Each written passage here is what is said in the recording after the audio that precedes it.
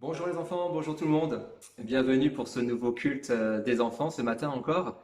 Alors comme vous pouvez le constater, il n'y a pas de viennoiserie aujourd'hui, juste une petite galette de riz avec un peu de confiture quand même. Bah eh oui, c'est pas tout ça, mais il va falloir de nouveau faire attention à sa ligne. Vous n'êtes pas sans savoir que le confinement va bientôt se terminer et qu'à partir de demain, nous allons de nouveau pouvoir circuler, sortir, voir du monde. Et puis l'été arrive, la belle saison, les maillots de bain et compagnie, donc il va falloir vraiment faire attention à comment on mange. J'ai lu une étude qui disait que pendant le confinement, les Français avaient grossi en moyenne de 2,5 kilos. Alors oui, ça vous fait peut-être sourire, mais allez donc faire un tour sur votre balance ce soir et puis on en reparlera. Alors pourquoi est-ce que je vous parle de ça ce matin? Finalement, c'est parce qu'avec Sophie, on souhaitait aborder avec vous le thème de la fraternité, la convivialité, le vivre ensemble. Nous avions quitté Sophie la semaine dernière avec les disciples d'Emmaüs. Vous vous rappelez, ces deux disciples qui ont marché avec Jésus et qui, au fur et à mesure de leur chemin, en fait, ont vu à la fois leurs yeux et leur cœur s'ouvrir jusqu'à vraiment comprendre, au moment du partage du pain, de qui était Jésus et de la résurrection du Christ. Alors, quel lien vous allez me dire entre la convivialité et les disciples d'Emmaüs? C'est pas très difficile. En fait, quand vous tapez dans Google Images les disciples d'Emmaüs, vous tombez sur un tableau d'un peintre italien, Caravage. Voilà, exactement celui-là. Et qu'est-ce que l'on voit sur ce tableau? Eh bien, Jésus et ses disciples attablés. Jésus aimait les repas, la convivialité, et passait du temps avec ses amis autour de la table. L'homme, l'être humain, est un être qu'on dit social, c'est-à-dire qu'il a besoin de voir d'autres personnes, de passer du temps avec eux. D'ailleurs, vous-même, je suis sûr que ce n'est pas tant l'école qui vous manque, mais surtout le fait de passer du temps avec vos copains, de jouer avec eux dans la cour, de les voir et de passer du bon temps avec eux. Jésus était vraiment à l'écoute de ces moments. Il ne négligeait aucun de ces temps particuliers qu'il pouvait passer à table avec ses disciples, avec des inconnus, avec des pharisiens même, on l'a vu. C'était quelque chose de très important pour lui. Rappelez-vous quand il a aussi choisi de nourrir la foule avec le peu qu'il avait, au lieu de renvoyer les gens chez eux.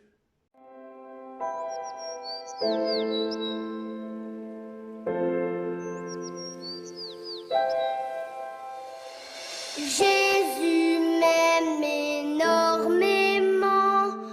Dans la Bible, c'est écrit. Tous les enfants sont à lui. Ils sont petits et lui est grand. Oui, Jésus m'aime.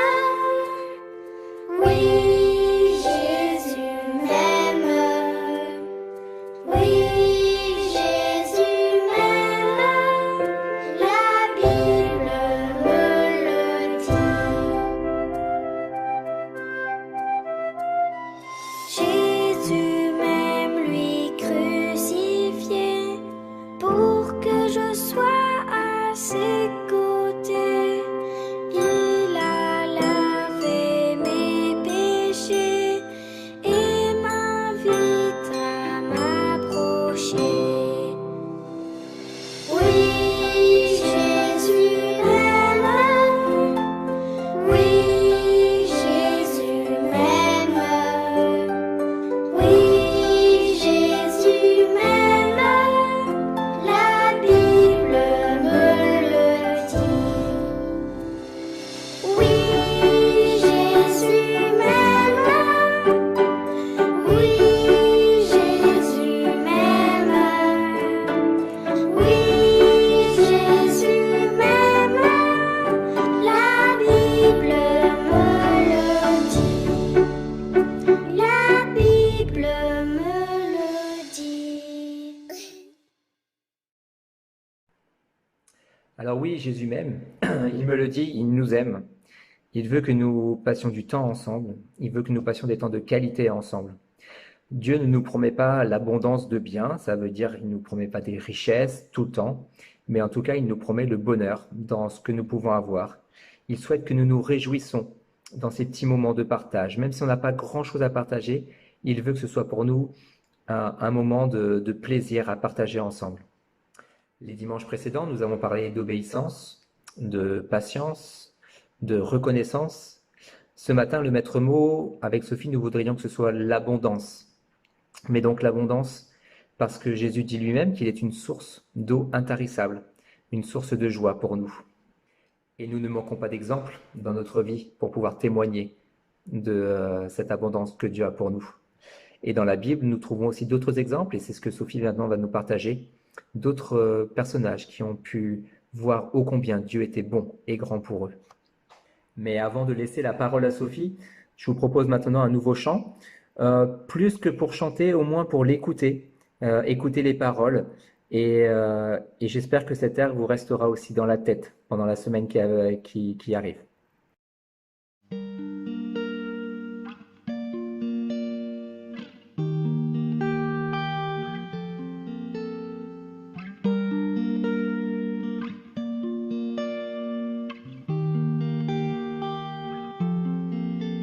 Que les fleurs éclosent ou que les feuilles soient en train de tomber, que les fruits abondent ou que le champ soit dur à labourer, peu importe la saison, que le soleil brille ou que la pluie ne cesse d'arroser cet arbre endormi qui un beau jour viendra à bourgeonner, peu importe la saison où je suis, tant que ta sève en moi coule, même si pour l'instant rien ne se voit, je n'écoute que ta voix. Si je demeure en toi et toi en moi, le fruit abondera. Quand l'automne me prend, ce que j'aimais, ce que je croyais mien, que l'hiver durant va jusqu'à me faire douter de demain, peu importe la saison où je suis, tant que ta sève en moi coule, même si pour l'instant rien ne se voit, je n'écoute que ta voix. Si je demeure en toi et toi en moi, le fruit abondera.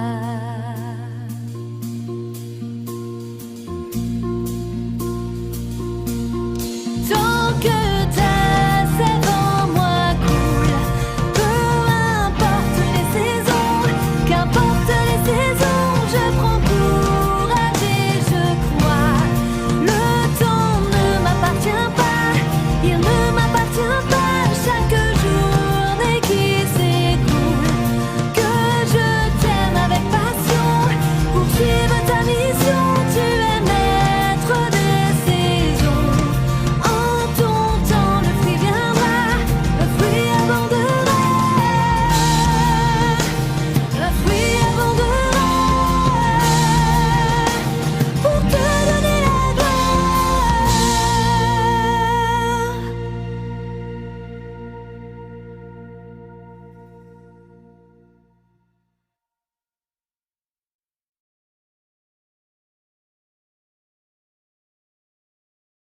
Bonjour. Je dis bonjour. Il y a quelqu'un? Oh, bonjour Mickey. Eh bien, mais qu'est-ce qui se passe? Elle ne veut pas me prêter ses affaires. Oui, mais lui non plus ne veut pas me prêter ses affaires. Et tu sais pourquoi je te prête jamais rien? Et parce que toi, sans doute, tu me prêtes toujours tout. Tu me laisses jamais écouter ta musique. Et toi, tu ne me prêtes jamais ta déesse. Oh, je crois que vous avez besoin d'apprendre quelque chose sur le partage. C'est un de tes amis? Non, ce n'est pas quelqu'un, c'est quelque chose. Partager quelque chose avec quelqu'un, c'est être heureux d'en profiter ensemble. Cette idée de partage me rappelle un moment difficile que nous avons eu, un gros souci de peinture. Tout a commencé quand Lapinou, Babalo et Hérissou étaient tous les trois occupés avec des peintures et des pinceaux pour un grand concours de dessin. En fait, ce n'est que du vert. Tu peux me passer un peu d'autre couleur, Lapinou? Ah non, moi j'ai besoin de tout. Tu n'as qu'à demander à Babalo. Tu peux me filer un peu de tes couleurs, Babalo? Ah non, ce sont mes couleurs. Et Babalo, est-ce que je peux avoir un peu de ton vert? Je n'ai rien pour peindre l'herbe. Ah non, il n'est pas question que je te file quoi que ce soit. Et c'est pareil pour toi, Rissou. Bon, puisque c'est comme ça, tu n'auras jamais mes couleurs, ni mes pinceaux, tu n'auras rien du tout. Même pas mes vêtements, ni rien de ce que j'ai à manger. Tu n'auras jamais rien de moi. Est-ce que tu as entendu? Moi, je vous préviens, il est hors de question que je vous prête quoi que ce soit. C'est clair? Jamais. Hé, mais qu'est-ce qui se passe ici? Lapinou et Babalo refusent de partager. Oui, mais lui non plus ne veut plus rien donner. Lapinou, il dit qu'il ne voulait plus jamais prêter rien à personne. Ni couleur, ni pinceau, ni rien d'autre. Oh, mais arrêtez. Je me demande vraiment quelle mouche vous a piqué. Je crois qu'une histoire sera la bienvenue. Oh oui, une histoire, une histoire. Cette histoire est l'histoire d'un homme appelé Élie. Il était prophète et communiquait au peuple les messages que Dieu lui donnait. Akab était alors roi d'Israël. Il était très méchant, certainement l'un des pires rois de toute l'histoire d'Israël. À cause de ses actes horribles qu'il commet, Dieu est très en colère contre lui. Un jour, Élie va voir le roi Akab pour lui dire « Je suis un serviteur du Seigneur, le Dieu d'Israël. C'est lui qui m'envoie. Par le Seigneur vivant, je l'affirme, pendant plusieurs années, il ne pleuvra plus. Il n'y aura plus sur le sol ni rosée, ni pluie, jusqu'à ce que moi je le commande. » Après cela, l'Éternel dit à Élie, « Pars d'ici, va vers l'est, et cache-toi près du torrent de Kérit, qui est à l'est du fleuve Jourdain. Tu boiras l'eau du torrent, et je donnai l'ordre au corbeau de t'apporter à manger. » Alors Élie obéit, il fait ce que Dieu lui a ordonné de faire, et il s'est installé près du torrent, et les corbeaux lui apportent à manger matin et soir. La pluie s'est arrêtée de tomber dans le pays, et le torrent est sec. Au bout d'un certain temps, Dieu dit à Élie, « Va à Sarepta, tu habiteras là-bas. Je demandais à une femme de cette ville de te donner à manger. » Élie part donc pour Sarepta. Quand il arrive à l'entrée de la ville, il voit une femme qui ramasse du bois. Il l'appelle et lui dit « S'il te plaît, va me chercher un peu d'eau à boire. » Alors la femme se dirige vers le puits. Mais Élie la rappelle et lui dit « S'il te plaît, ramène-moi aussi un morceau de pain. » La femme lui répond « Par ton Dieu le Seigneur vivant, je n'ai plus de pain. Tout ce que j'ai, c'est une poignée de farine dans un bol et un peu d'huile d'olive dans un pot. Je suis venue ramasser quelques morceaux de bois pour le feu. Maintenant je vais rentrer à la maison et préparer avec ce qu'il reste un pain pour mon fils et moi. Nous mangerons et ensuite nous mourrons de faim. » Alors Élie dit à la femme, « N'aie pas peur, rentre chez toi et fais ce que tu as dit. Mais avec ce qu'il te reste, prépare-moi d'abord une petite galette et apporte-la-moi. Ensuite, tu en prépareras une autre pour ton fils et pour toi. Voici ce que dit le Seigneur. Dans le bol, la farine ne manquera pas, et dans le pot, l'huile ne déminera pas, jusqu'au jour où moi, le Seigneur, je ferai tomber la pluie sur la terre. » La femme obéit et s'en va faire ce que Élie lui a dit. Et ils ont à manger pendant longtemps, elle, son fils et Élie. Dans le bol, la farine ne manque pas, Et dans le pot d'huile, l'huile ne diminue pas, exactement comme le Seigneur l'a dit par la bouche de son prophète Élie. Waouh! Elle était géante cette histoire, manquée. Hérissou, je suis désolée d'avoir été si stupide. Tu peux utiliser un peu de ma peinture et toutes si tu veux. Elles sont à toi. Je suis désolée aussi, Lapinou. Ce qui est à moi est à toi. J'étais trop bête. Moi aussi, je veux partager. Vous me pardonnez, Lapinou et Rissou? Mais bien sûr. Toi aussi, tu nous pardonnes? Moi? Oui. Moi, je t'ai prêté tout. Ma peinture, mes pinceaux, et même ma toile, et mes crayons, et mes gâteaux. Et quand j'aurai une nouvelle voiture, et ma piscine... Depuis ce temps-là, encore aujourd'hui, Lapinou, Babalo et Rissou pensent à partager. Waouh, ça les a changés tous les trois, on dirait. Moi aussi, je veux apprendre à partager. Moi aussi, moi aussi. C'est vrai que Lapinou veut avoir une nouvelle voiture et une piscine et tout ça? Je n'en sais rien. Mais si c'est vrai, il y aura aussi appris à partager.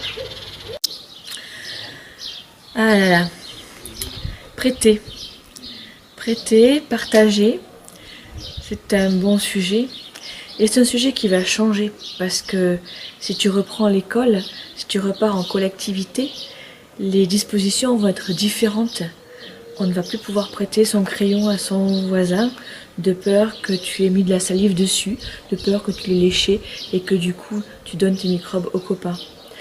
On va changer de comportement, on va changer de façon de vivre, mais notre cœur au fond ne va pas changer.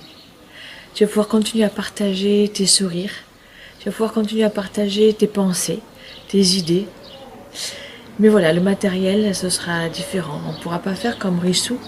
Alors, en plus de ce qui s'est passé pour Rissou, Lapinou et Babolo, c'est que eux, n'ont pas voulu se prêter les affaires et en même temps, ils se sont disputés.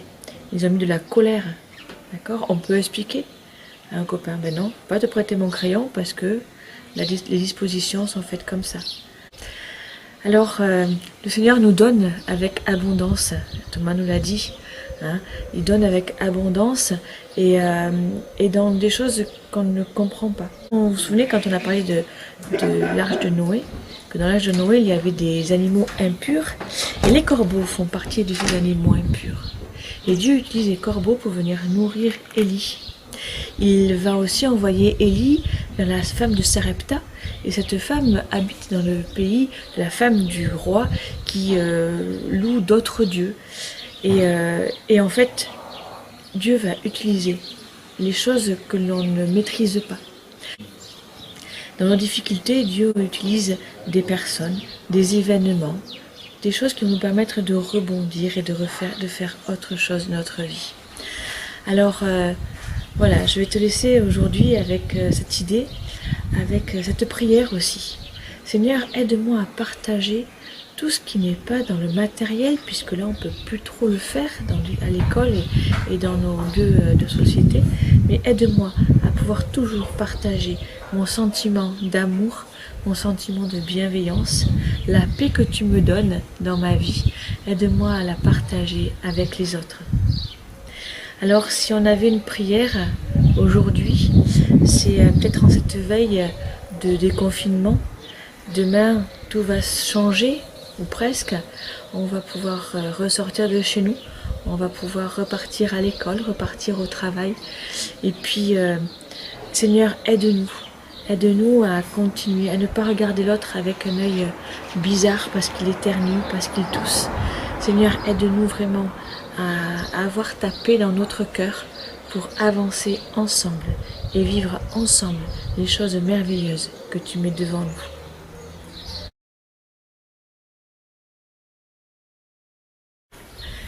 La semaine dernière, nous avions parlé de la reconnaissance et je ne sais pas si tu as réussi à chaque jour retrouver un cri de reconnaissance. Moi, j'étais contente de repartir au travail, de retrouver mes collègues et puis de rentrer chez moi et de trouver chaque jour encore plus de nature ouverte, mes pivoines que j'aime beaucoup. Et c'est un temps particulier ce printemps. Alors cette semaine, réjouis-toi aussi. Réjouis-toi et puis regarde comment tu peux partager ton sourire, ta paix. Et puis voilà, essayons de rester calme malgré les circonstances. Et si ça ne va pas, confie-toi au Seigneur. Donne-lui toutes tes inquiétudes. Donne-lui tout ce qui t'interroge dans ta vie, dans ce qui se passe actuellement. Le Seigneur est là, il nous conduit, il nous aide et nous pouvons être assurés de sa présence chaque jour.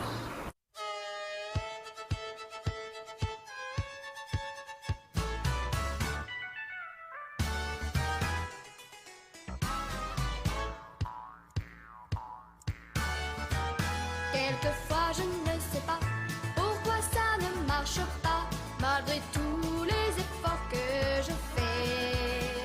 Mais alors je me rappelle, j'ai un ami dans le ciel, et avec lui j'y arriverai. Je ferai comme il veut, c'est ce qu'il y a de mieux. Je ferai comme il veut, c'est ce qu'il y a de mieux. Dans tous mes petits problèmes, je peux me confier en Dieu. Il s'occupera du reste si je fais comme il veut. Souvent je ne comprends pas pourquoi je dois passer par là, mais je sais qu'il a ses raisons. Et si parfois ça ne va pas, je n'ai qu'à écouter sa voix. Il a toujours la solution. Je ferai comme il veut, c'est ce qu'il y a de mieux. Je ferai comme il veut, c'est ce qu'il y a de mieux. Dans tous mes petits problèmes, je peux me confier en Dieu. Il s'occupera du reste si je fais comme il veut.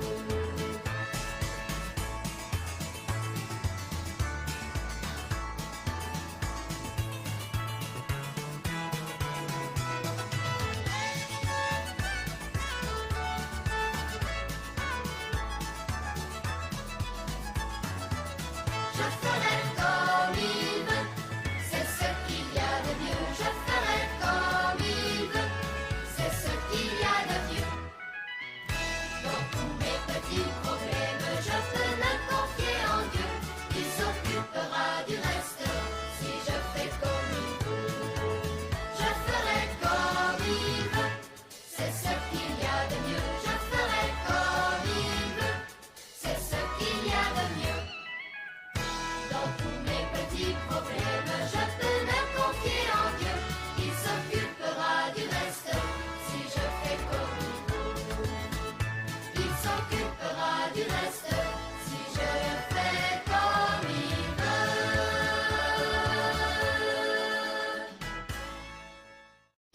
veut. Bonne semaine et à dimanche prochain.